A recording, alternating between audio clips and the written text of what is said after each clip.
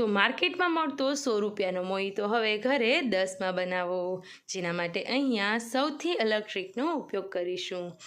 Mixer જારમાં 2 ચમચી જેટલી ખાંડ અને 10થી 15 નંગ ધોયેલા ફુદીનાના પાનને ક્રશ કરીશું, જેથી કરીને આવું મિક્સર તૈયાર થઈ જાય, જેને ડાયરેક્ટલી મોહિતોના ગ્લાસમાં જ ઉમેરી દેવાનું। ત્યારબાદ 1 લીંબુના ઝીણા એવા ટુકડા કરીને 15થી 20 નંગ ફુદીનાના પાનને પણ ઝીણા સમારીને ઉમેરી દઈશું।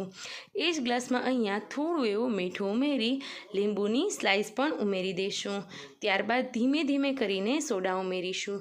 જો આ મોહિતો તમને પસંદ હોય તો કોઈ પણ સ્પ્રાઇટ કે લીમકાનો ઉપયોગ પણ તમે અહીંયા કરી શકો છો।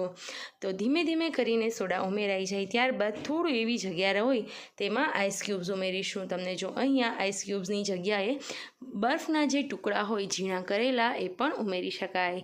તો રેડી છે આપણો મોહિતો। રીત સારી લાગી હોય તો